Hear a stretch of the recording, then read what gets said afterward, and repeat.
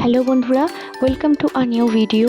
তো আজকে লাঞ্চে বানিয়েছি খুব সিম্পলভাবে সোয়াবিন আলুর তরকারি। তাহলে চলো ভিডিওটা স্টার্ট করা যাক। প্রথমে কড়াইতে অল্প পরিমাণে তেল নিয়ে নিচ্ছি। তেলটা গরম হলে ওর মধ্যে কেটে রাখা পেঁয়াজ আর দুটো স্প্লিট করা কাঁচা লঙ্কা দিয়ে একটুখানি ভেজে নেব। প্রায় 2 মিনিট মতন একটু নাড়াচাড়া করে নেব। পেঁয়াজটা হালকা গোল্ডেন ব্রাউন হয়ে এলে ওর মধ্যে কেটে রাখা আলু আর অল্প সেদ্ধ করা সয়াবিনগুলো দিয়ে দিচ্ছি। এখানে আমি আলু আর সয়াবিনটাকে একসাথেই দিয়ে দিচ্ছি। এরপরে খুব ভালো করে কিন্তু মিশিয়ে নেব আর 3 থেকে 4 মিনিট মতন লো ফ্লেমে একটু ভাজা ভাজা করে নেব। দিয়ে দিচ্ছি স্বাদ মতো নুন।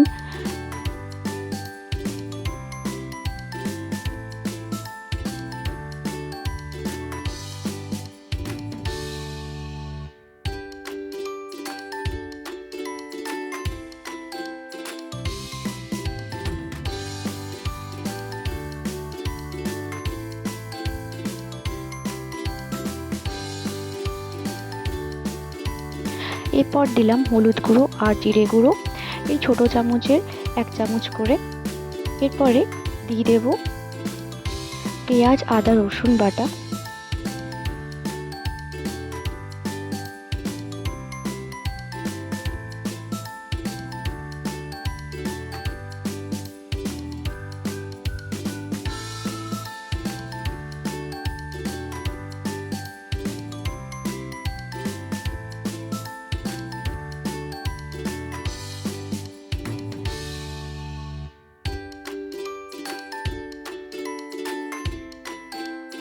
এবারে খুব ভালো করে কিন্তু সয়াবিন আলুটাকে কষাতে হবে মশলার সাথে।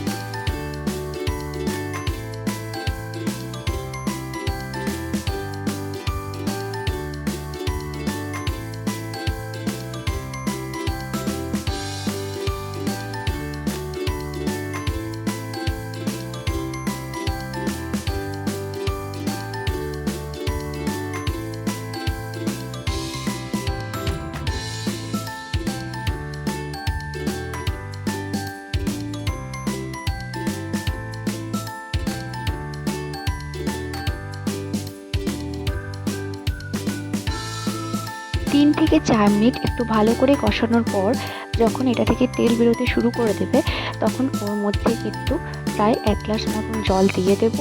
জল দেওয়ার পরে একটু ভালো করে নাড়িয়ে নেব। এরপর ঢাকা দিয়ে মিডিয়াম ফ্লেমে 5 থেকে 7 মিনিট মতন রান্না করব।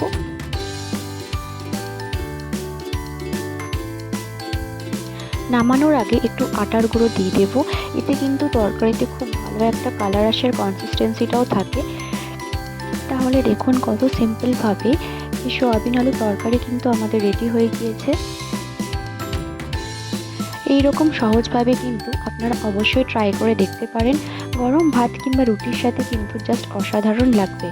কোনো রকম অতিরিক্ত মশলা ছাড়াই কিন্তু খুব সিম্পলভাবে এটা বানানো যায়। যদি ভিডিওটা ভালো লেগে থাকে তাহলে অবশ্যই চ্যানেলটাকে সাবস্ক্রাইব করে পাশে থাকবেন। দেখা হচ্ছে পরের ভিডিওতে। Till then tata and thanks for watching.